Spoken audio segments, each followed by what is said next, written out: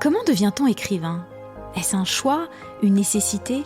Comment comprendre les origines de cette vocation et interpréter la trajectoire des auteurs, qu'ils soient écrivains, scénaristes, journalistes ou plumes politiques ?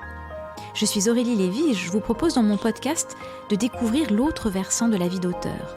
La fabrique, ses secrets, ses questionnements, ses insécurités et ses moments de grâce.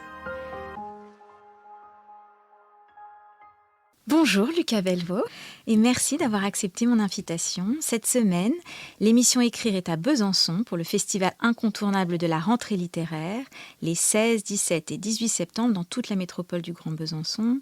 Vous pourrez y rencontrer plus de 200 auteurs de littérature générale, mais aussi de bande dessinée et de jeunesse. Près de 100 rencontres, ateliers, lectures musicales, spectacles pour enfants. Il y en a pour tous les goûts et l'entrée est gratuite. J'y étais pour ma part en tant qu'auteur l'an passé et je suis très heureuse d'y revenir cette année pour m'entretenir avec les écrivains de cette rentrée, dont vous, Lucas Belvaux, qui sortez votre premier roman intitulé Les Tourmentés, paru chez Alma, en collaboration avec les éditions Anne Carrière. On vous connaît surtout en tant que cinéaste, scénariste, acteur, réalisateur de 9 films, parmi lesquels Un couple épatant, Cavale après la vie, la trilogie, mais aussi La raison des plus faibles, 38 témoins, Pas son genre, et puis Des hommes plus récemment. J'ai dévoré votre roman, que j'ai trouvé intelligent, trépidant, très émouvant. Un roman qui, comme un bon film, reste et continue de travailler en nous, de vivre en nous, pour employer un terme moins laborieux. Alors j'ai bien entendu envie de vous interroger sur le livre, mais aussi sur votre processus créatif.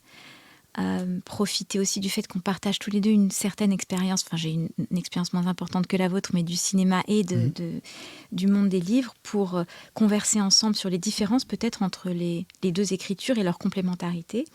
Et puis, si le vent nous y conduit, aborder les liens potentiels entre les histoires que vous racontez et la vôtre. Bon, déjà commençons par le commencement. Comment allez-vous ? Bien. Comment vous sentez-vous ce matin ? Très bien. Ouais ? Oui. Comment se passe cette rentrée littéraire ? C'est nouveau en fait, Ouais, je découvre, je me rends compte que c'est à la fois... sortir un livre, c'est un peu comme sortir un film. Ouais. C'est-à-dire qu'on va dans les festivals, on fait des interviews, on rencontre les lecteurs ou les spectateurs. Et en même temps, c'est probablement plus agréable parce que le temps n'est pas le même. C'est-à-dire qu'un film, on sort le mercredi, donc ça va commencer, tout ce qui est promotion se passe avant, mais à partir du moment du jour de la sortie, ça va très très vite. Et en gros, le lundi qui suit le mercredi, ou le dimanche soir, c'est à peu près plié, quoi. On sait si le film va marcher, s'il est déjà mort. Déjà le mercredi soir, quand le film sort le mercredi matin, le mercredi soir, on a déjà une idée un peu sérieuse de ce que va être la vie du film. Et c'est cette accélération soudaine et brutale et pas très facile à vivre. Là, un bouquin, c'est pas la même chose. Et puis ça ramène aussi à la nature profonde, des deux médiums, des deux médias. C'est-à-dire que le cinéma a un autre rythme, à la fois dans sa fabrication et dans sa perception. C'est-à-dire que et dans son écriture aussi, parce que finalement, on écrit le scénario, mais on écrit aussi pendant qu'on tourne et puis on réécrit en montage. Absolument. Mais c'est pour ça que je dis pendant la fabrication, c'est que pendant tout le processus, que ce soit écriture, tournage, préparation, le temps est différent de celui de l'écriture romanesque. Au cinéma, on maîtrise pas vraiment son temps. C'est-à-dire que ça coûte tellement cher qu'à partir de la préparation, mais on pourrait presque dire à partir de l'écriture du scénario, on pense déjà au tournage et on écrit sous la contrainte. C'est-à-dire sous la contrainte de la fabrication, sous la contrainte du temps et de l'argent. Et puis sur la contrainte du nombre de pages, ce qui est quand même la grande différence avec le roman, où on peut s'étaler sur des chapitres, sur une scène en particulier, ce qu'on ne pourrait pas forcément faire dans le cinéma. Il y a un truc très mathématique aussi dans le scénario. Oui, c'est une contrainte à la fois technique et budgétaire déjà, je dirais. Ouais. La littérature, c'est la liberté. Alors, Lucas, vous allez avoir une couverture médiatique assez dingue du fait que vous êtes réalisateur aussi. J'imagine que vous en avez conscience, donc forcément vous intéressez tous les médias littéraires, etc. Donc les gens qui s'intéressent à vous vont lire plein d'articles sur vous. Vous avez rodé le pitch Alors, je vous laisse le faire pour qu'on explique de quoi parle le livre. Vous le ferez mieux que moi, je pense, parce que ça fait un moment que vous le faites. C'est vrai ? Je ne suis pas sûr. Oui, parce que je ne suis pas bon en pitch. Moi, depuis que je fais des films où j'écris, ce qui m'intéresse, c'est les points de vue et la multiplicité des points de vue. Et plus il y a de regards sur une histoire, et plus il y a d'entrées, plus ça m'intéresse. C'est un processus narratif qui vous définit, c'est vrai, qui se retrouve dans de nombreuses... Oui, je pense. Et donc là, à nouveau, c'est difficile de raconter l'histoire. Alors, si on prend l'origine du projet, c'était censé être un film de genre. Et donc, ce qui m'intéresse, quand je dis ça, c'est pas le mot film, c'est le mot genre qui m'intéresse, parce que c'est devenu un roman noir, en fait. J'ai basculé à un moment assez vite dans l'écriture sur un roman plutôt que sur un film. C'est un roman noir, donc c'est, en gros, ça serait un roman de chasse à l'homme, ce qui est assez classique. Ce qui est intéressant dans le genre, c'est que, quelque part, ça donne la trame narrative définitivement. On a une situation forte qu'on va traiter, et c'est pas très compliqué. Et donc une fois qu'on a ça, après on peut digresser tant qu'on veut, on peut raconter ce qu'on veut, on peut tourner autour. Aucune chasse à l'homme ne ressemble à l'autre, et surtout les personnages, ils vont devenir ce qu'on veut. Et alors, quelque part, on se fout du récit, quoi. On va avancer tranquillement dans sa chasse à l'homme, mais c'est pas ça qui intéresse. Bon, alors on va essayer d'être un peu plus précis sur cette chasse à l'homme. Alors, je m'essaye un petit peu et vous complétez. D'accord ? On fait comme ça ? Oui. Comme ça, on réécrit l'histoire dans le podcast. Donc, Skander et Max sont deux légionnaires. Skander, ex-légionnaire. Skander est un peu perdu. Il a décroché un petit peu, il s'est marginalisé.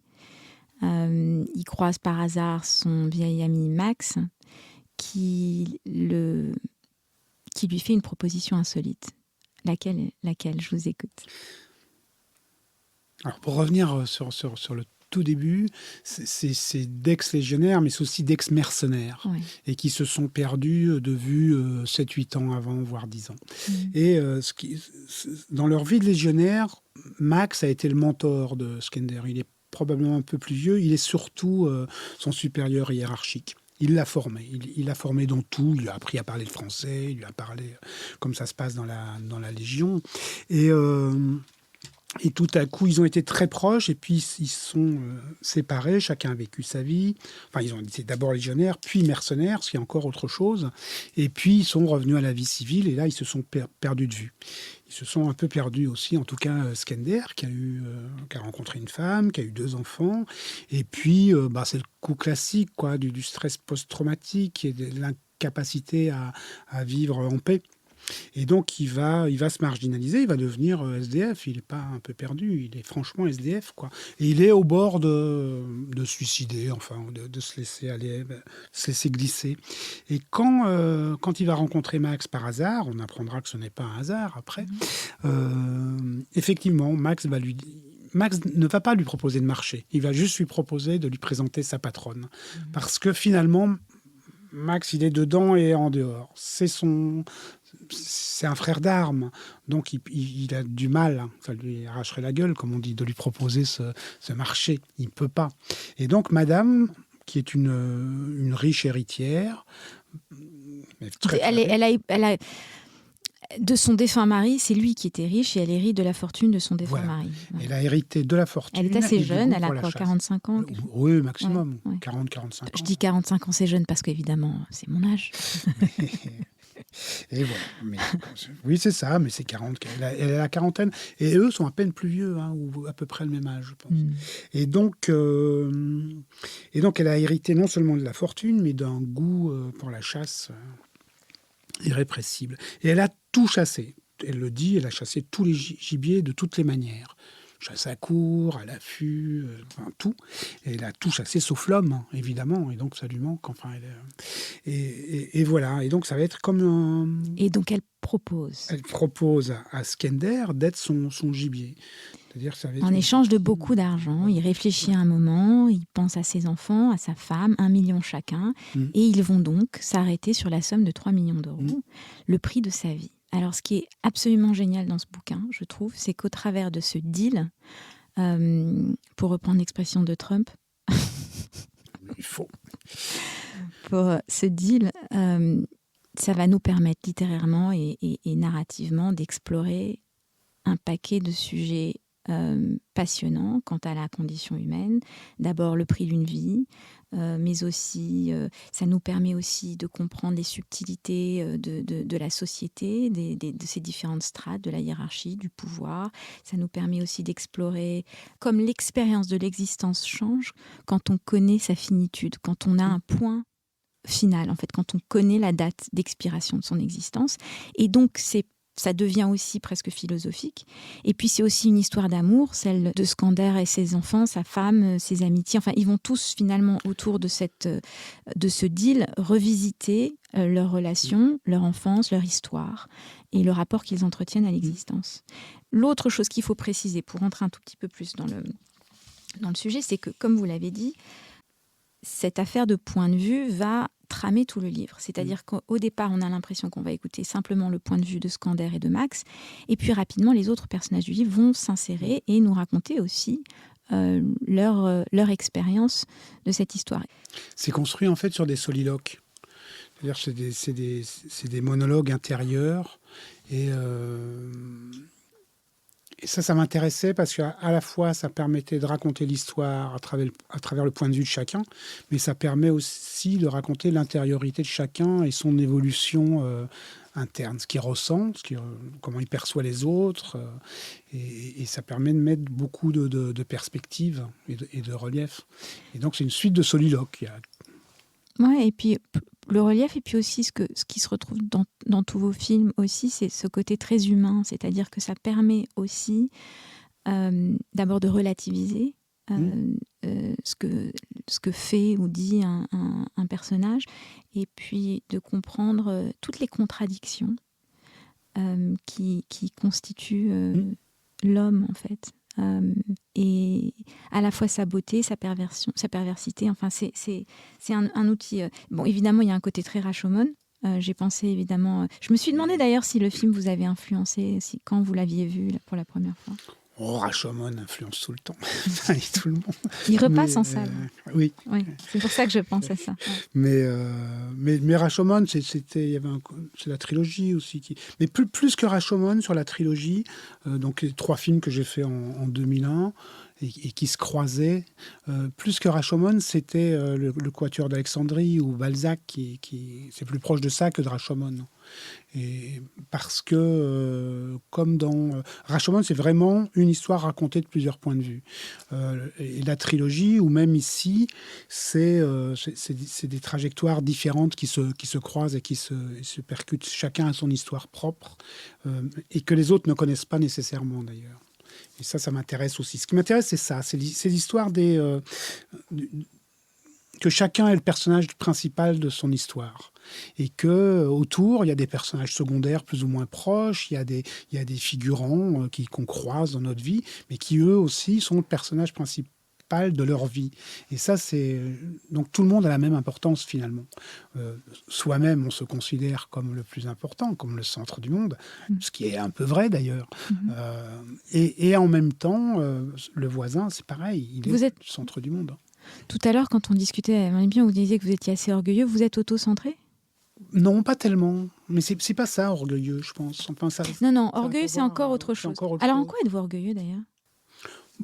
Comment vous en êtes rendu compte ? Parce que s'autoriser à faire un film ou à écrire un livre, c'est de l'orgueil pur et simple. C'est quelque chose de tellement...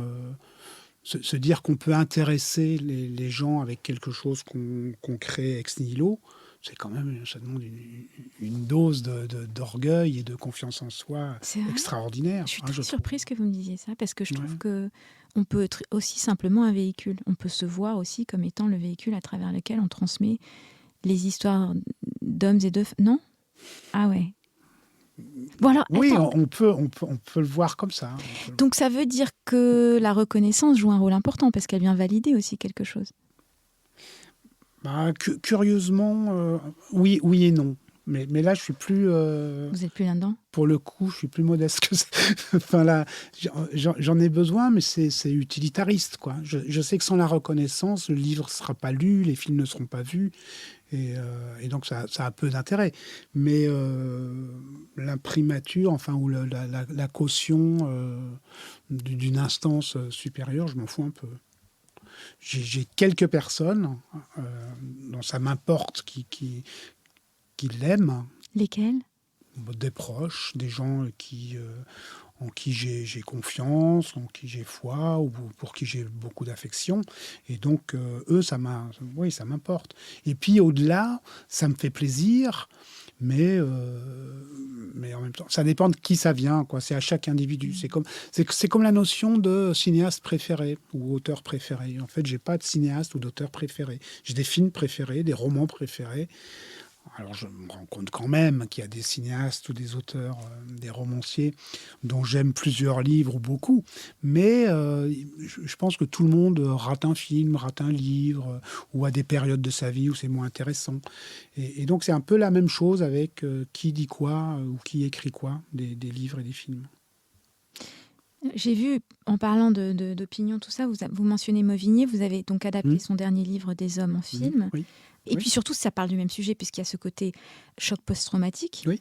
Et Vie du soldat, d'ailleurs, sur laquelle j'aimerais revenir, parce que le soldat est un sujet passionnant, d'abord parce qu'il est universel et qu'à un moment donné, peu importe le camp, il a une condition qui lui est propre et à laquelle tout le monde peut se rattacher, etc. On le voit par exemple même dans Fauda, dans toutes ces choses-là. Finalement, il y a un moment où il n'est plus question de camp, on est dans le vif du terrain et de la survie. Et puis, il y a aussi cette idée, je trouve, dans la vie du soldat, qu'en fait, d'abord, ils sont au plus près de la mort. Et donc, leur vie a un sens extrêmement... Comment dire ? Ils sont au contact de la mort et donc ils sont beaucoup plus vivants. Et en plus d'être plus vivants, ils vivent dans une communauté extrêmement liée. Ils sont tous frères d'armes, et puis ils sont prêts à mourir pour l'autre.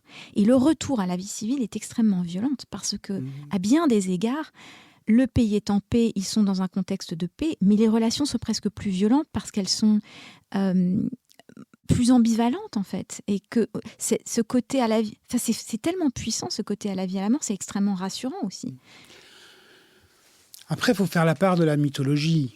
Parce que moi, j'ai fait un service militaire, donc j'étais un petit peu soldat, pas longtemps. Mais...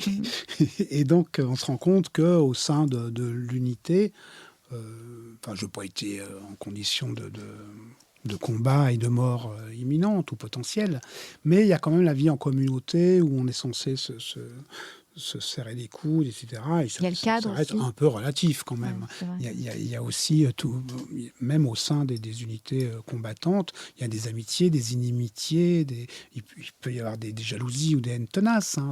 Un homme est un homme et le statut de soldat ne le change pas non plus fondamentalement. Ça le change probablement fondamentalement, mais pas entièrement. Ensuite, il y a une constante, je pense, dans la place du soldat. Et ça remonte à Homère. Et je pense que c'est les premières traces écrites d'une guerre racontée, et des soldats et de l'intérieur, et du combattant, du guerrier. Et il y a une très grande mélancolie. Et je trouve que c'est ce qui est très beau dans l'Iliade, c'est la mélancolie. C'est à quel point, finalement, ils y vont, ils assumeront, ça va devenir des héros, etc. Mais ça les fait pas rire, quoi. C'est empreint d'une tristesse et d'un goût pour la vie qui est... et pourtant, à la fois l'orgueil, vouloir être un héros, et en même temps le devoir, se battre pour sa cité, pour son pays, etc. Et donner un sens à sa vie aussi. Et donner un sens à sa vie. Et tout ça se mélange, et au moment de mourir, il y a quand même cette idée qu'on ne vivra plus. Et que la vie, c'est quand même très, très beau. Et donc, il y a cette mélancolie-là, elle est... je pense qu'elle est au cœur de tout, souvent. La deuxième chose que nous raconte ce statut de soldat, c'est que depuis toujours, en gros, les petits garçons, jusqu'à récemment, ont été élevés pour faire des soldats, potentiellement. On l'a vu, toutes les politiques natalistes, c'était pour avoir une France, une Allemagne ou d'autres pays forts pour avoir des soldats. Ça a un peu changé avec la guerre moderne, mais très récemment.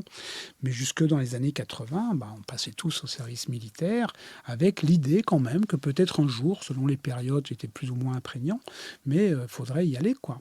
Et toutes les générations, jusqu'à celle de mon père, ils sont tous battus quand même. Enfin, mon père non, parce qu'il était belge, donc il n'y a pas eu la guerre d'Algérie, mais en France, en tout cas, et dans beaucoup de pays, toutes les générations d'hommes, ils sont allés à la guerre. Et je pense que ça nous a imprégné profondément, cette idée-là, on était un peu de la chair à canon, peut-être, potentiellement, qu'il fallait accepter de mourir pour son pays, en gros pour son pays, quoi. Alors, ça nous amène à la notion de sacrifice, Mm. qui est aussi très présente dans le livre. Parce que quand on lui fait cette proposition, c'est-à-dire de finalement mourir, il pense évidemment à sa famille. En fait, tous les personnages se sacrifient pour quelqu'un quand même dans ce livre. Oui. Ouais. Alors d'où ça vient ? Je pense que la mort pour eux, finalement, n'est plus tellement un problème. En tout cas pour les trois personnages principaux. C'est-à-dire que à la fois Madame, qu'on ne connaîtra que sous ce nom, Max, qui est le mentor de Skender et Skender, sont des personnages fracassés dès leur enfance. Enfin, Skender le raconte quand il raconte son histoire. Donc Skender est d'origine yougoslave, on va le préciser. Oui. Madame est d'origine laotienne, elle a été un peu... Oui, elle est laotienne, vietnamienne. Elle a été un peu trahie par sa mère qui l'a laissée partir avec un... Elle l'a vendue, sa mère. Sa mère l'a vendue. Voilà, donc elle est assez cynique. Voilà. Et puis Max est... alors, on comprend qu'il est noir. Je me suis d'ailleurs posé la question. Oui, il est entier. Il est entier, d'accord. Il le dit.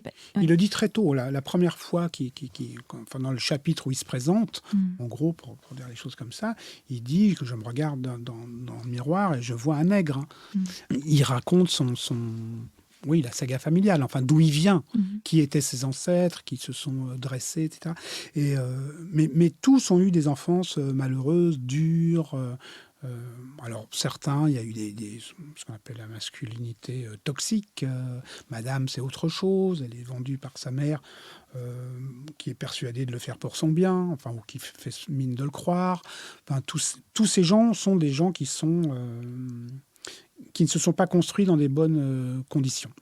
Et donc, c'est comme un roman d'apprentissage, en fait, sauf que c'est des adultes. C'est des adultes, mais qui n'ont jamais été mûrs. Ils n'ont jamais mûri comme il faut. Comme un fruit a besoin de soleil et de pluie pour mûrir bien, eux, il leur a toujours manqué ou du soleil ou de la pluie, mais il manquait quelque chose. Et donc, ils arrivent à un moment où ils sont en proie à un nihilisme et à une fatigue ou une lassitude telle que la mort finalement. Même Madame, enfin elle c'est un autre rapport puisqu'elle n'envisage pas de mourir, elle envisage plutôt de tuer. Et puis très vite, elle accepte de mourir aussi. C'est tout ça finalement n'aurait pas plus d'importance. Alors on va expliquer un petit peu pourquoi elle accepte de mourir aussi pour que nos auditeurs puissent suivre. Il part 30 jours, c'est ça, en Roumanie, et c'est une vraie chasse à l'homme organisée, etc., dont Max orchestre et arbitre. Et orchestre et arbitre, exactement. Et puis peu à peu, les règles vont changer et elle va accepter de pouvoir être tuée elle-même si jamais le chassé est plus fort que le chasseur. Même dès le départ. Ouais. C'est-à-dire qu'au moment où ils mettent les règles en place, où ils négocient, très vite, elle dit « mais après tout, vous pourrez me tuer ». Et Max, qui est censé la protéger un peu quand même, en tout cas protéger le jeu, qui est persuadé qu'elle ne peut que gagner, tout à coup est pris au dépourvu et qui dit « mais pourquoi vous avez dit ça ?» Elle dit « mais bon, c'est à la fois pour rétablir un peu d'égalité entre elle et lui, entre le chasseur et le chassé, mais aussi parce que ça n'a pas d'importance. » Elle le dit, elle explique pourquoi finalement sa mort... Peut-être, pour elle, la mort, enfin c'est ce qu'elle dit, la mort ne lui enlèvera rien de ce qu'elle a vécu et ne la privera peut-être que de souffrance. Donc la mort n'a pas d'importance. Ce qui compte, c'est la vie et comment on la vit. Et elle le dit ça. Donc très vite, on se rend compte que pour ces trois-là, la vie finalement a une valeur relative. Oui, sauf que Luca Melvo, Elle a une valeur relative comme ça intellectuellement tant qu'on est encore vivant, mais une fois que la mort est proche, tout ça change et c'est ça qui est intéressant. C'est le sujet. Ouais. D'ailleurs, quel rapport entretenez-vous à la mort ? Est-ce que vous avez écrit un testament ? J'étais très curieuse quand j'ai vu le livre. Je me suis dit, est-ce que vous avez écrit un testament ? C'est très indiscret comme question, mais je suis profondément indiscrète. Je vous ai même pas demandé encore si vous croyez en Dieu. Donc il y a encore plus indiscret qui arrive. Je suis pas sûr. Je pense que les questions théoriques sont moins indiscrètes que les questions matérielles. Mais oui, je pense à la mort. Oui, bien sûr, je pense à la mort. Mais ça reste... la mort reste abstraite et elle reste une idée tant qu'on n'est pas touché, tant qu'on n'est pas malade, tant qu'on n'a pas d'accident. Ça reste quelque chose de... l'âge venant, c'est de moins en moins, ça se rapproche de plus en plus. Donc j'arrive à un âge, oui, où je commence à y penser, oui. Je commence à y penser sérieusement, comme on commence à compter ses points retraite. Hein. Lucas, c'est présent dans le livre. Enfin, ça, évidemment, c'est pas un hasard non plus. Oui, mais est-ce qu'on peut écrire quelque chose sans penser à la mort ? Est-ce qu'on peut Bien sûr, on est constamment face à cette question de la finitude. Elle est au cœur de toutes les œuvres. Voilà, et c'est ce qui donne l'intérêt à la vie. Et là, le livre, il raconte quand même ça. Il raconte comment l'imminence de la mort donne de l'importance à la vie. Eux vont découvrir ce que c'est que la vie, avec tout ce que ça a, hein, l'amour, etc., et surtout la beauté du monde. Ils vont le découvrir à travers ça, à travers la mort imminente. Et qui n'est pas la mort imminente du soldat. C'est une mort imminente choisie, programmée. Oui, et puis il y a une sorte de dichotomie entre cette toute-puissance de vouloir écrire sa propre histoire et la fatalité de l'existence et de tous les sentiments qui nous rattrapent face à la fin. Ouais. Tiens, en parlant de ça, de cette histoire de mort et tout ça, parce que c'est quand même au cœur du livre, enfin je veux dire... Oui, bien sûr. On riffe sur le thème pendant tout le livre de plein de formes différentes, même du point de vue des enfants, ce qui est super intéressant, du point de vue des gamins. Ils sont très émouvants d'ailleurs, les passages des enfants, on y reviendra. Vous êtes naturellement l'auteur de toutes les phrases du livre, mais il y en a une qui m'a semblé plus personnelle que les autres. En tout cas, c'est l'impression qu'elle m'a faite. Skander, donc l'ancien légionnaire, qui se repente aussi en acceptant de se faire chasser. Et donc, parce qu'il y a cette idée très judéo-chrétienne dans le livre du sacrifice, de la repentance, de la rédemption. Elles sont toutes là. Donc, il prépare ses enfants à son départ. Il est en effet le père de 2 garçons. Et sachant qu'il va mourir, il renoue avec eux, ce qui est aussi intéressant. Il a à cœur de créer des souvenirs avec ses 2 fils. Et il dit à un moment donné une phrase, je ne sais pas pourquoi j'ai senti que c'était la plus personnelle du livre. Vous allez me dire ce que vous en pensez. Il dit... Ne pas oublier qu'avec ces souvenirs, je leur léguerai le vide de ma disparition, l'absence, le manque, l'incompréhension, la tristesse, le sentiment d'abandon, à nouveau, de trahison. Je leur léguerai pour toujours, je le sais, l'impossibilité de faire confiance et de croire en quelqu'un, à l'affection, à l'amour, à la fidélité. Nulle quiétude pour eux, nul repos. Oui. Pourquoi est-ce que j'ai senti que cette phrase était particulièrement... Je pense que c'est quelque chose qui nous touche tous, en fait. C'est la peur de l'abandon. Donc, je ne sais pas si c'est la plus personnelle. Vous avez été abandonné ? Pas du tout. Donc, non, je pense que c'est... de toute façon, moi, je crois, quand on écrit, à l'empathie, au fait de se mettre à la place de l'autre, essayer c'est ce qui m'intéresse, moi, dans l'écriture des personnages, c'est essayer de comprendre d'autres positions, d'autres situations, d'autres comportements, d'autres ressentis, et donc de me mettre à la place d'eux et de réfléchir comme l'autre, ou d'essayer de voir le monde avec ses yeux. Et donc, Skander, il le raconte dans un autre passage d'où ça lui vient. Et puis, il y a aussi l'idée que, vous parlez de rédemption, oui, il se rédime parce qu'il les a toujours abandonnés, il est toujours parti. Elle lui reproche, sa femme, elle lui dit, tu ne sais pas ce qu'on a vécu, tu ne sais pas ce qu'on a souffert, tu ne connais pas notre souffrance. Et donc, chaque fois qu'il partait en mission, comme mercenaire, et puis après... Comme clochard, il apparaissait, il disparaissait. Ses enfants étaient toujours dans une insécurité totale. Donc, avant de mourir, il veut leur donner le maximum d'amour, tout ce qu'il a n'a pas pu leur donner avant. Mais il sait que comme il va partir sans leur dire qu'il se sacrifie pour eux, eh ben, il va laisser à nouveau un vide immense qui va faire perdurer cette insécurité, ce manque et ce qu'il dit, quoi. Donc à la fois, il essaye de leur donner un maximum et d'amour et de confiance, et en même temps, il sait que c'est vain. Ce qu'il leur laissera, finalement, c'est du matériel, c'est l'argent. Ce qui est déjà pas mal. Et donc ça pose la question aussi de ce SCE et ce SEUX qu'on laisse derrière après la mort, des conséquences de tout ça. Et il y a un autre passage qui est un peu la conséquence de ça, de ce que vous dites. La guerre n'apprend pas le courage, elle apprend aux hommes qu'ils sont mortels. Rien d'autre. Mais le courage n'a rien à voir avec la mort. Il en faut souvent plus pour vivre que pour mourir, plus pour regarder le monde tel qu'il est et accepter les hommes tels qu'ils sont. Pour regarder en soi, accepter que ce qu'on y trouve et vivre pourtant avec soi et les autres. Ou seul, sans amour ni espoir, sans but, accepter de n'être rien de plus qu'un insecte, une herbe ou la vache qui la mange. On sent que vous avez mené des guerres intérieures. J'aime bien l'idée de la vache qui mange l'herbe. Ouais, et ça, c'est la partie bouddhiste un peu du bouquin, je trouve. D'ailleurs, le mot bouddhisme revient à plusieurs reprises. Et donc, on sent... J'en viens à ma question plus personnelle, parce que je veux vous faire rebondir là-dessus. Je voulais préciser que ça, c'est une citation de Madame. Avant, c'est pas le même personnage qui parle. Mais elles vont ensemble, ces deux passages. Pour moi, l'un est la conséquence de l'autre. Vous comprenez ce que je veux dire? C'est que ça va sur la même trame, en fait. Je suis d'accord avec vous. Même si le passage que j'ai lu en deuxième et précède l'autre, je trouve que dans la vie, c'est plutôt le... Oui. Mais après, elle a un autre passage où elle le cite, quoi. Elle dit qu'il y a un moment où les hommes se prennent pour Bouddha.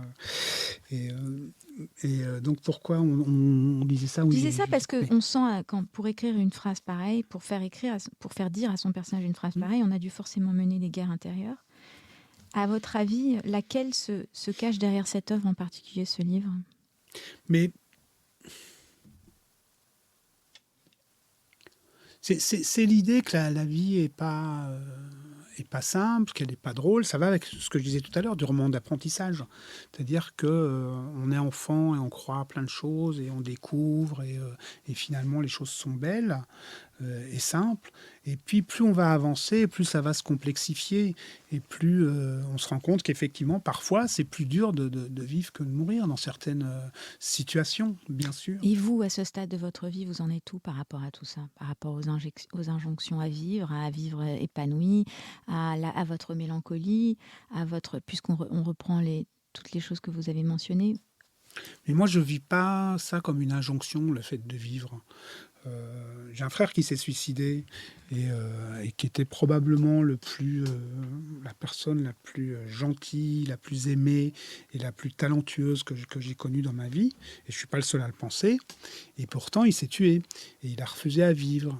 Et il a refusé de vivre. Et il a refusé tout ce que la vie pouvait lui apporter. Et je ne pense pas qu'il ait eu raison. Je pense qu'il aurait dû être heureux, et surtout avec tout ce qu'il avait. Donc il n'y a pas... Ça me gonfle, moi, cette idée qu'on considère comme une injonction le fait de vivre. Non, on a une vie, elle n'est pas si longue que ça, on peut faire plein de choses, belles, enrichissantes, généreuses ou pas, ça peut être... Peu importe la façon dont on vit. Vous avez pensé à lui en écrivant ce livre ? Dès que je fais un film ou que j'écris quelque chose, oui, je pense à lui. Maintenant, voilà, c'était il y a longtemps, hein, mais oui. Il y a des gens qu'on n'oublie pas, mais il n'y a pas que lui. On a tous nos cimetières intimes et voilà, avec des gens qu'on aime et à qui on pense, auxquels on pense, et voilà. Mais oui, c'est lui et c'est d'autres. Mais parce qu'en fait, finalement, le livre pose aussi la question du suicide, parce qu'à partir du moment où on accepte d'être tué, c'est aussi une forme de suicide. Ah, c'est une forme de suicide. De toute façon, Skender, quand il accepte et qu'il négocie les 3 millions, il dit « j'ai bien négocié » parce que finalement, si je ne les avais pas croisés, si on ne m'avait pas fait cette proposition, je serais probablement mort ou peut-être mort dans 3 semaines parce que je me serais jeté à la Seine. Donc, le résultat était le même et mes enfants n'avaient pas l'argent. Donc, il dit, j'ai fait une bonne affaire, tout va bien. Et j'ai bien négocié. Vous avez pardonné votre frère? Oui. Non, mais ça, c'est... oui. Bah oui, parce que c'est quand même au cœur aussi du livre, on le sent. Enfin, toutes ces questions reviennent, et puis elles sont tellement fondamentales. Et oui, la vie vaut d'être vécue. Oui, moi, je vis pas ça comme une injonction. Le fait qu'il y ait cette idée qu'il faut vivre et qu'il faut en profiter, faire que... Si on pensait plus à faire de notre vie une belle vie, chacun individuellement, mais vraiment, pas uniquement en gagnant de l'argent, peut-être le monde irait mieux si on aimait plus la vie, pour ce qu'elle est, ce qu'elle a de beau. Qu'est-ce que vous aimez le plus dans la vie? Quels sont ces moments ou ces choses que vous faites, ces moments simples? C'est bête, hein. C'est un coucher de soleil, c'est une fleur qui pousse, c'est un arbre. C'est éplucher une pomme de terre. Dans le livre, éventuellement. J'allais y venir, ouais. Il y a quelque chose. Alors c'est là qu'on arrive dans la partie plus bouddhiste. Oui, c'est assez zen. Ouais, il y a des... En fait, Skander aime plus que tout au monde éplucher les pommes de terre. Son fils, d'ailleurs, va hériter de ce... C'est son fils qui aime ça. Voilà. Et Skander va s'y mettre aussi. Et il y a quelque chose, en effet, tellement simple et beau à éplucher une pomme de terre, à ces gestes simples qui sont sublimés dans le livre et qui sont aussi au cœur de ce qu'il y a de plus beau et de plus jouissif, en fait, dans la vie. Et c'est très joliment décrit. Et donc, ça contraste avec cet aspect plus lourd, plus judéo-chrétien qui est dans le livre, juste ce côté, juste être, en fait. Être présent. Et comme l'imminence de la mort rend le présent d'autant plus fort et nous ramène à la vie. Oui, mais c'est son parcours, en fait. C'est le parcours de Skander. C'est-à-dire qu'il part de cette idée de rédemption, il est très, effectivement, judéo-chrétien. Et puis, alors qu'il est musulman d'origine. C'est plutôt bosniaque ou kosovar. Oui.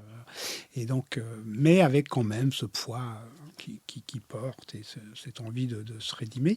Et puis, petit à petit, au fur et à mesure que ça avance, il remet en question ses propres mythologies aussi. Il y a tout un passage sur sa famille, sur ce qu'on lui a transmis, sur les récits de son père, et surtout qui vient des Balkans. Donc c'est une région où le récit justement de l'histoire a une importance particulière. Et il va remettre tout ça en question, sa façon de penser, la façon de transmettre à ses enfants. Qu'est-ce qu'on dit à ses enfants? Qu'est-ce qu'on leur raconte de leur histoire? Comment on se construit? Et petit à petit, ce qui va avoir envie de leur léguer, c'est comment on ramasse des champignons, comment on épluche une pomme de terre, comment on regarde le monde, plutôt que comment on existe en tant que guerrier, que soldat, que combattant, attaché à un pays, à ce genre de choses qui n'ont pas beaucoup de sens finalement. Et puis, après, il y a toutes les questions de l'amour et les femmes dans le livre. J'ai trouvé aussi intéressant parce qu'en fait, tous les personnages féminins sont extrêmement...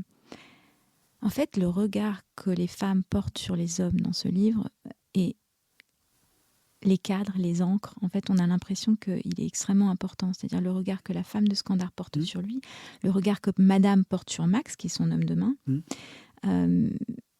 les galvanise, les cadres aussi, il est très important. Pourquoi vous riez? Oui, parce que c'est vraiment ça, mais parce qu'ils sont tellement à la ramasse. Ben ouais, mais donc les mecs sont à la ramasse. Mais alors, je viens de vous... On en a parlé un peu avant l'émission. Ouais, ils sont un peu perdus, en fait, sans ces femmes. Ils sont aussi... j'ai l'impression que leur manière d'exister, c'est au travers de la responsabilité, qui est un motif central de la fresque masculine. Ils sont aussi un peu perdus autour de la virilité, en fait, finalement, des questions très contemporaines. Oui. Mais c'est plus que la virilité, c'est l'image oui, c'est le récit autour. C'est à nouveau, c'est depuis Homère. C'est quoi un mec? Mais c'est quoi pour vous être un homme? Mais vous, Lucas Belvaux, c'est quoi pour vous être un homme?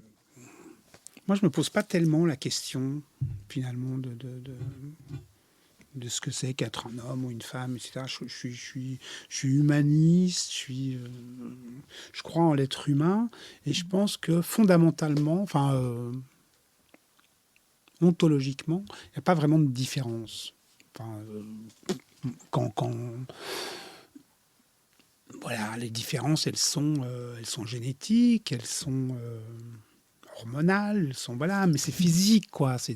À part ça, sur tout le reste, il n'y a aucune différence. Il y a aucune différence. Je pense que on voit des femmes politiques se comporter comme des hommes, comme des attributs qu'on accorde aux hommes, leurs qualités, leurs défauts, et c'est normal. Enfin, moi, ça ne me frappe pas, quoi. C'est pareil, c'est pareil. Après, il y a la culture qui a fait que, et selon les pays, les cultures, la femme et l'homme sont différents un peu culturellement dans le récit ou dans la façon dont on se construit, mais fondamentalement, il n'y a pas de différence. Il n'y a pas de différence. On a les mêmes peurs, on a les mêmes. C'est à partir on a le même besoin d'amour, d'aimer, d'être reconnu, d'être aimé tel qu'on est. Pareil. Ou pas. Mais je pense qu'en fait, ce que je veux dire quand je dis c'est pareil. Le roman noir, en fait, c'est une grande histoire d'amour. Hein. C'est deux grandes histoires. Deux grandes histoires d'amour. Pas deux, ouais. C'est des grandes histoires d'amour. Des grandes histoires d'amour. Bien sûr. Mais encore une fois, oui, les femmes. Alors, les histoires d'amour, je précise pour qu'on comprenne. Skander et sa femme, Max et Madame, mais aussi une histoire d'amour entre père et fils. La paternité. Alors, justement, ces hommes un peu perdus, ils sont perdus aussi un peu en tant que père. D'ailleurs, il a une phrase assez intéressante que j'ai trouvée assez belle sur la paternité. Je me suis demandé si vous parliez de vous en l'écrivant. Je me pose toujours cette question. Skander dit « Personne ne m'a appris à être père, c'est eux qui m'ont appris. Ce sont mes enfants qui m'ont appris à être père. » Oui, parce qu'il avait un mauvais père. Donc, et vous, il était comment, le vôtre? Je n'en parlerai pas. Mais j'évite de parler de moi. C'est pas d'une part par pudeur, et puis. Mais vous m'en voulez pas d'essayer. Je suis curieuse. Pardon? Vous ne m'en voulez pas d'essayer? Non, il y en a d'autres qui ont essayé. Ouais. Oui, mais ça. Peu importe. On s'en fout. Ouais. On s'en fout pas, mais j'ai appris il y a quelques jours que Nabokov aussi ne voulait pas qu'on fasse le lien entre l'œuvre et la vie de l'auteur. Ça l'intéressait pas. Et je pense que, ouais, c'est après. Mais j'ai pas envie de parler de.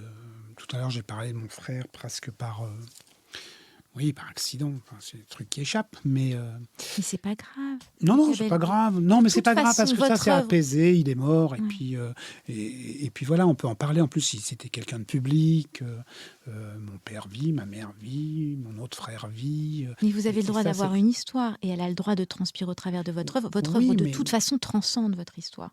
Donc, c'est pas grave. Oui, mais c'est pour ça qu'on peut parler des livres et des films sans problème, sans aller parler. Oui, moi, je suis un petit peu, parce que j'ai cette. Parce qu'eux ne sont pas responsables de ça.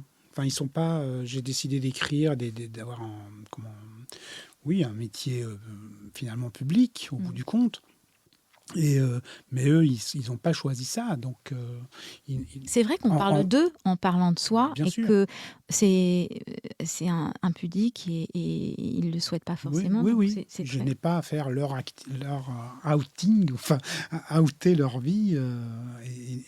Mon histoire, c'est aussi la leur. Et donc, si je raconte mon histoire personnelle, je raconte la leur, et ils sont pas forcément d'accord. Ils sont pas là pour se défendre ou pour acquiescer Donc voilà.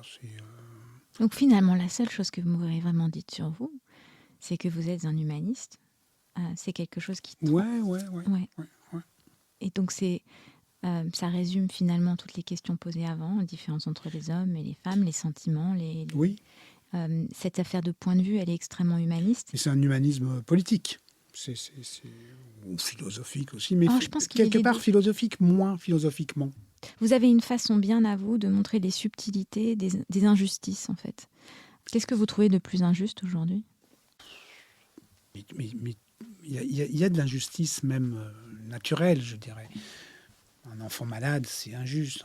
Un enfant gravement malade, il y a quelque chose qui est d'une injustice insupportable, mais on n'y peut pas grand-chose. Enfin, certains peuvent, mais sinon, l'injustice dont je parle, c'est celle qui est provoquée par les êtres humains. Celle-là est insupportable.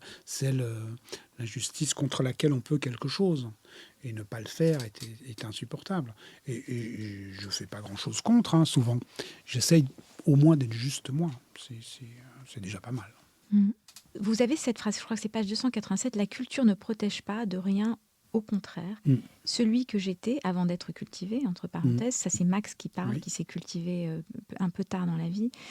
Donc je reprends, celui que j'étais avant d'être cultivé ne l'aurait jamais présenté à madame pour faire de lui ce qu'elle voulait en faire. Un homme est un homme, peu importe le reste, ce qu'il a fait, ce qu'il fera, pour qui et pourquoi. Il n'est d'abord que ce qu'il est, incapable de comprendre les troubles qui le traversent, de résister à ses envies, à ses besoins, c'est ainsi. » Oui, je crois ça. C'est audacieux de finalement annihiler l'importance de la culture. Non. Ou de remettre en question l'importance de la culture. Mais on le sait depuis très longtemps que des sociétés extrêmement attachées à l'art, à la culture, ont été capables d'ignominie sans nom. Alors on parle tout le temps des nazis, mais même avant eux. Même avant, on a eu à la Renaissance des sociétés extrêmement avancées et où on étripait les gens à tour de bras et où la condition humaine n'avait pas beaucoup de sens.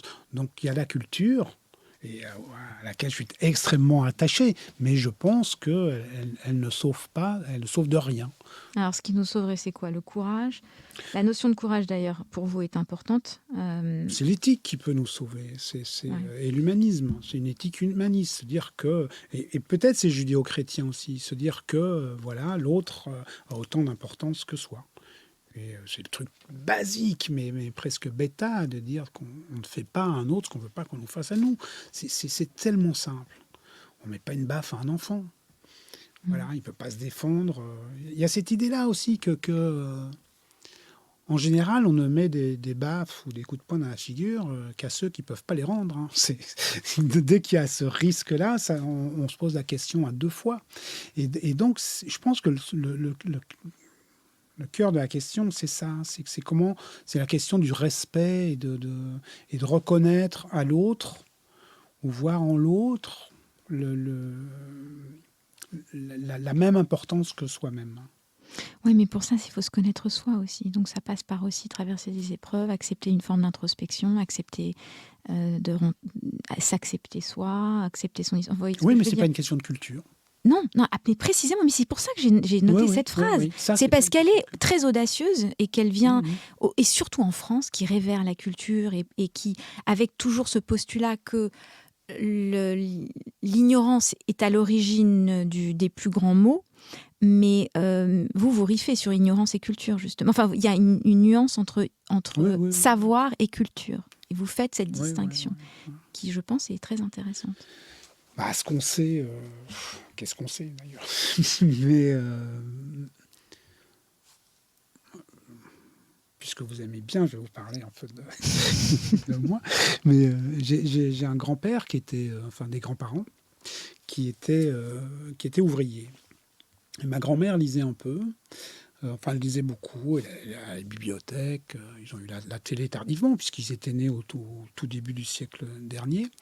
Et mon grand-père était lui-même issu, c'est des familles très nombreuses, c'est Zola, leur origine. Hein, ils sont nés en 1900 ou à peu près, et donc jusqu'à la guerre de 14, ou les années 20, 30, où socialement ça commence à s'arranger, leur enfance et leur adolescence, c'est Zola, en gros.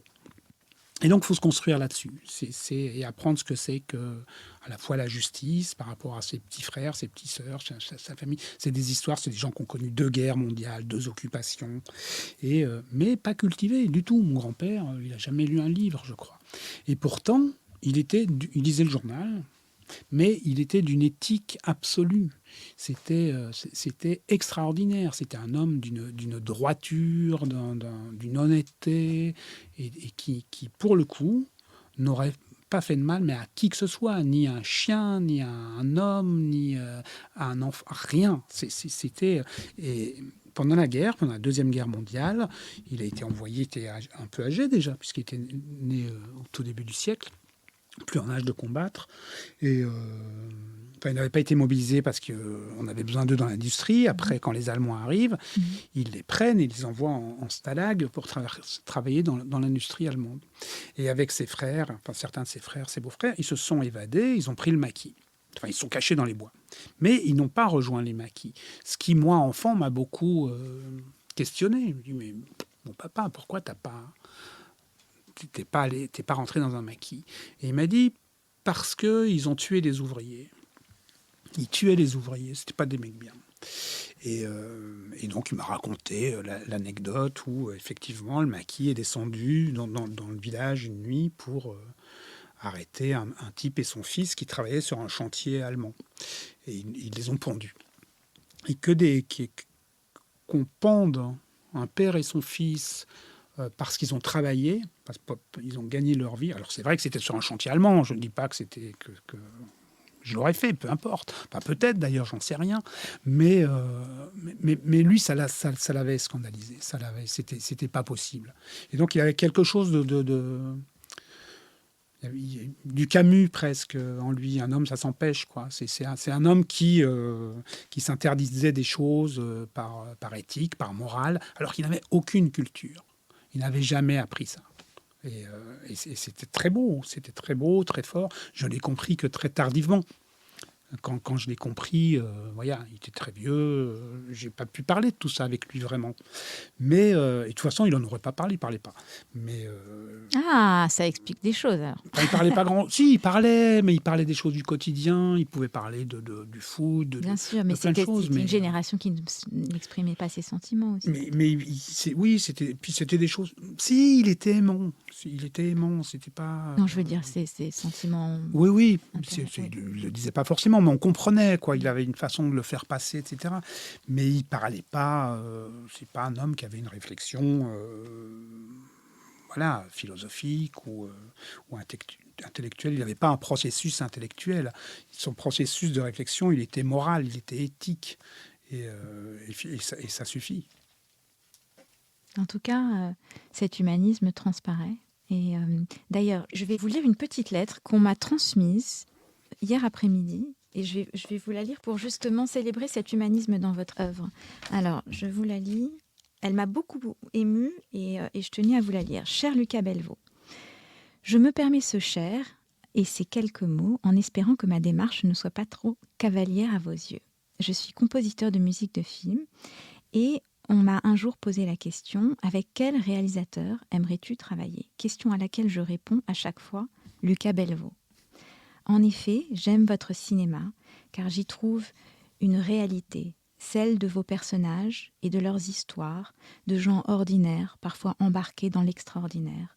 Du fait de mes origines sociales, issues d'une banlieue parisienne, je peux affirmer avec certitude que je reconnais l'humanité de ces personnages ainsi que leurs histoires dans La raison du plus faible, Chez nous, 38 témoins et des hommes. Même dans Pas son genre. Je reconnais même la réalité de la très chabrolienne famille Graff dans Rapt. Il y a tellement à dire, l'insistance avec laquelle Aurélie Lévy m'a suggéré de vous écrire m'a permis de surpasser ma réserve et vous exprimer mon admiration pour votre travail et mon envie véritable d'y participer. J'aime les histoires, j'aime que l'on m'en raconte et j'aime la manière dont vous les racontez. Peut-être un jour aurons-nous l'occasion de le faire ensemble. J'ai trouvé que c'était... Vous avez réussi quelque chose. Ce que votre grand-père vous a transmis, en fait, à travers ces histoires, je pense que vous arrivez à le véhiculer et ça se... Oui, j'espère. Cette lettre en est la preuve. Ouais. Vous me demandiez tout à l'heure si je pensais à mon frère quand j'écrivais. Ouais. Et donc, bien évidemment, mais aussi à cet homme-là, mon grand-père. Mais c'est très prétentieux ce que je vais dire, mais quelque part, la lettre ne me surprend pas parce que c'est pas la première fois que des gens viennent me voir et qui me disent des choses. Je sais que parfois, alors c'est pas mes films, ils marchent pas extraordinairement bien. C'est plutôt des succès d'estime. Enfin, certains qui ont pas trop mal marché, mais c'est jamais des grands succès. En revanche, je sais qu'ils touchent certaines personnes très fort. J'ai réussi à toucher des gens, et avec le livre aussi. Par moments, je vois des gens qui sont touchés, qui sont émus. Et voilà, après, qu'il y en ait beaucoup, c'est une autre question. Quelque part, peu importe. Mais moi, ce qui me touche, c'est ça. C'est d'avoir des gens qui viennent me dire que, ou un film, ou qui se sont retrouvés dans un de mes films, ou là dans le livre. Ça commence. Il y a déjà des lecteurs qui viennent m'en parler un peu, ou qui l'écrivent sur Internet, etc. Et ça me touche. Et il y a quand même cette idée que parfois, peut-être on adresse les films ou avec les livres, c'est la même chose, à une personne. Et déjà, c'est bien. Mm. Et ça, je l'ai compris avec mon premier film, en fait. C'est que mon premier film, c'était un peu un échec et critique et commercial. Et pourtant, C'est lequel, votre premier c'est un film? film qui s'appelle Parfois trop d'amour. Ah, je l'ai pas vu. Mais Ouais. que pratiquement personne n'a vu. Enfin, c'est très très peu de personnes l'ont vu. Et vous avez appris quoi alors justement? Mais j'ai appris que c'était important qu'il y ait une personne qui en parle bien et qui ait tout compris. Mm. Et là, je me souviens qu'il y a au moins une, il y en a eu un peu plus, mais il y en a une qu'il a écrit dans un journal. Et je me suis dit, voilà, peut-être j'ai fait ce film que pour cette personne, mais c'est important. Et voilà, il y a quelqu'un qui a compris le film, enfin, ou qui a raisonné avec le film.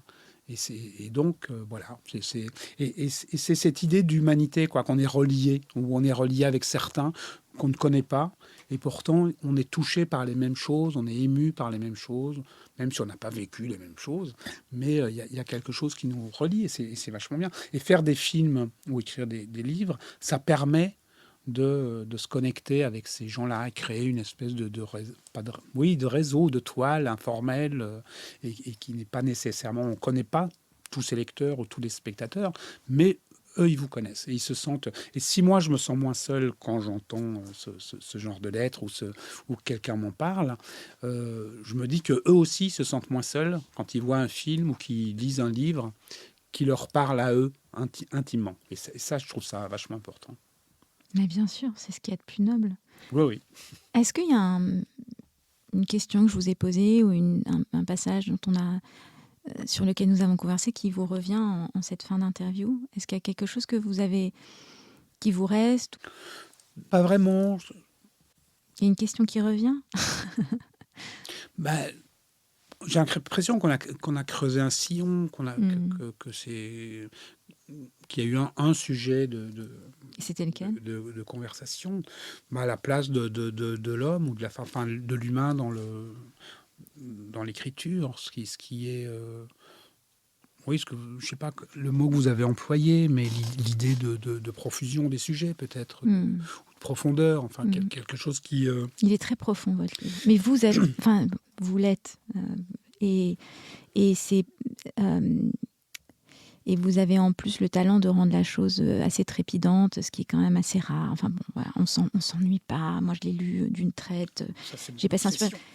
Mais ouais, mais c'est votre boulot. Et vous l'avez vraiment bien fait. C'est mon boulot. Parce que c'est bien gentil de vouloir communiquer des sentiments, etc. Encore faut-il savoir le faire, et vous le faites vraiment bien. On sent... Bon, après, on sent la pratique scénaristique. Après, j'ai envie juste d'avoir... Après, on termine l'entretien, parce qu'il est déjà très long, mais juste une question sur le travail avec l'éditeur, etc. Parce que, bon, vous avez travaillé de façon très proche avec l'éditeur. Parce que c'est différent d'avec un scénario et un producteur? Normalement, ça ne devrait pas être différent. Il se trouve que j'ai rencontré peu de bons lecteurs chez les producteurs. Parce qu'ils lisent déjà en pensant au public, au succès potentiel ou pas, et sans voir. Alors qu'un éditeur, à la fois... Mais c'est un peu différent, parce que le producteur, il lit quelque chose qui n'est pas fini. La finitude, ça sera le film. Et donc, ça dit, ils sont pas ceux qui lisent pas bien ne voient pas bien les films au montage non plus. Donc, mais c'est pas pareil, parce qu'un éditeur, il reçoit un objet à peu près terminé. Enfin, pas terminé, mais on parle de l'objet assez proche de ce qui va être lu.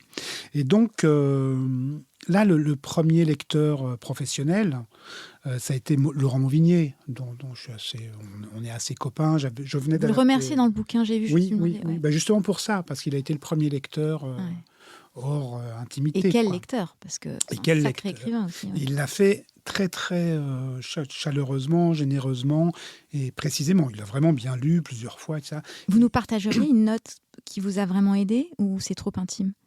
Un truc qui vous a dit qui a un petit peu...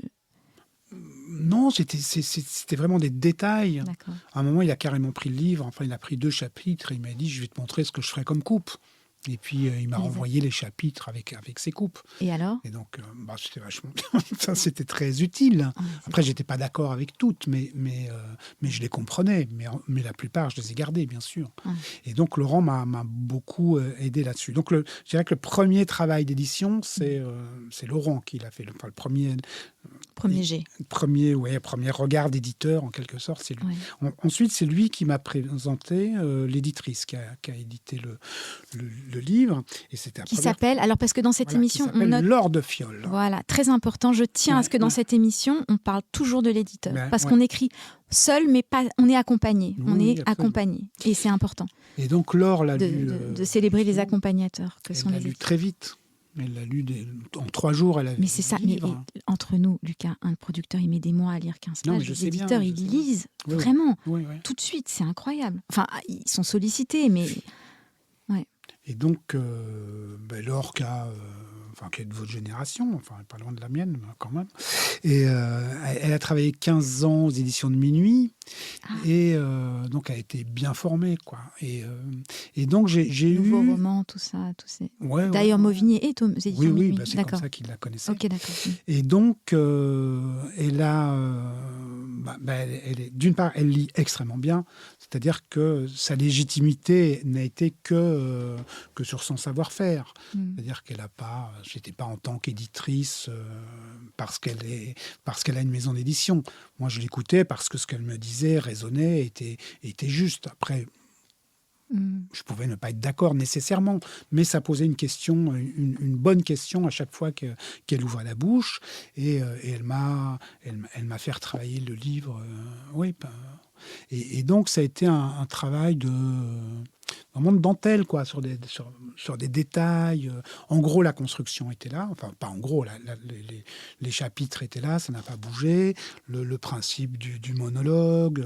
De donner des voix différentes à chaque. Tout ça, c'était écrit. Elle a eu un objet fini. Après, il fallait le lisser, quoi. Il fallait le vernir, il fallait le rendre mieux, quoi. Et donc, pour le processus créatif, donc, vous avez une journée type, vous avez des rituels, comment vous bossez? Finalement, non, j'en ai eu longtemps. C'était pas des rituels, d'ailleurs, c'était une discipline. Plus, bien sûr. Être devant la table à 6 heures et puis travailler jusqu'à 9 heures. 9 heures, prendre une pause. Et après, le travail était plus que d'écrire vraiment, c'était de reprendre ce qui avait été écrit avant. Bon, ça, c'est une fois que c'est... Parce que c'est pas le même cerveau, c'est ça. Donc, vous profitez du cerveau très, très frais, c'est-à-dire de la matière grise vraiment vibrante, pour ce qui de est 6 à 9. 6 à 9. Et café, donc vous mangez rien de 6 à 9. Vous prenez un café et vous enchaînez jusqu'à 9. Et vous vous couchez à quelle heure? Pas très tard, vers 11 heures. D'accord, donc vous dormez quand même, vous n'êtes pas insomniaque. Ah oui, non, je dors.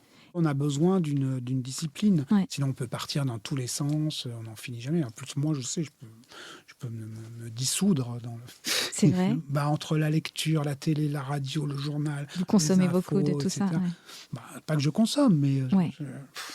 Et donc, je sais que de 6 à 9, j'allume pas la radio, j'écoute pas de musique, il n'y a rien, quoi. C'est juste j'écris. Il n'y a pas de bruit, il n'y a pas de coup de téléphone, tout va bien, quoi.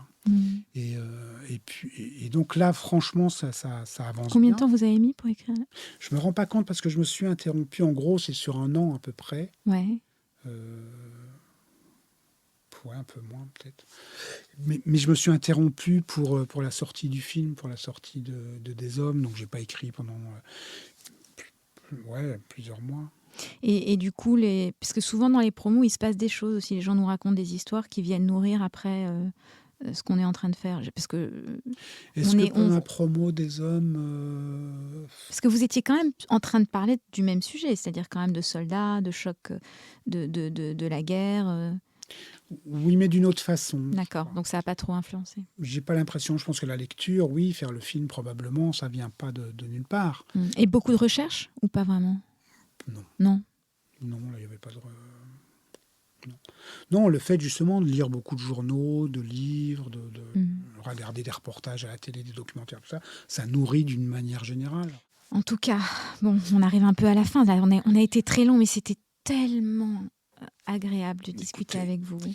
Vraiment, bravo pour ce livre. Je vous souhaite une super entrée. Je suis sûre que vous serez sur des prix et tout ça. Ah oui, puis surtout, la grande différence quand même avec les promos de films et les promos de livres, c'est qu'on est avec les écrivains pour les promos de livres. Oui, on rencontre les autres. Ça, c'est très agréable. Ça, c'est sympa. Ouais. Moi, j'ai adoré cette partie-là. J'ai commencé, je ne connaissais pas. Donc, j'ai fait, il y a 3 semaines, on était à Namur, en Belgique, pour l'Intime Festival. Qui est sympa. Puis, il y avait Morges ensuite. On était à Morges. Et là, Festival de Besançon, parce qu'on est quand même en train de se parler pour le Festival de Besançon. Donc, j'espère qu'il sera... C'est super, Besançon. Les gens qui viennent lisent beaucoup. Les conversations sont intéressantes avec les lecteurs. Donc, vous verrez, c'est très sympa. Mais je n'en doute pas. Je connais la ville en plus. Je suis allé il y a longtemps. J'ai donné des cours J'ai animé un atelier à la fac de Besançon parce qu'ils avaient un atelier théâtre. C'est une très belle ville. Ouais, j'aime beaucoup. Elle est habitée par des plumes aussi. Enfin, on sent que... Oui. Ouais. Il y a une vraie appréciation de la littérature, de l'exercice littéraire. Et tout ça. C'est une très chouette ville. Je suis très heureuse que les lecteurs soient au rendez-vous et d'y être aussi. 16, donc je rappelle 16, 17, 18 septembre à Besançon. L'entrée est gratuite, il y aura plein de rencontres, etc. Mot de la fin, quelle est la plus belle chose qu'on vous ait dite? D'une manière générale ? Ouais. Professionnellement, c'est des anciens combattants d'Algérie. Enfin, c'est un ancien combattant d'Algérie qui est venu me voir à la fin d'une projection, qui m'a pris dans ses bras, qui était très ému, qui était avec sa femme, et qui m'a dit merci d'avoir fait ce film. Ce que vous racontez là, je l'ai vécu. Et il a dit maintenant, vous savez, je ne vais plus dormir pendant 6 mois, mais il fallait que vous le fassiez. Et donc voilà, ça c'est professionnellement, rien que d'y penser, ça m'émeut encore beaucoup. Et je pense que ce film, hélas, il est sorti juste après le confinement, au moment où les salles réouvraient. Il n'a pas été assez vu à mon goût, mais il a réussi dans ce sens. J'ai réussi mon coup dans le sens où l'idée c'était quelque part de tisser un pont transgénérationnel, que les petits-enfants, les neveux, tout ça, entendent la voix de ceux qui n'ont pas parlé et qui commencent peut-être aider à parler ceux qui n'avaient pas parlé jusque-là.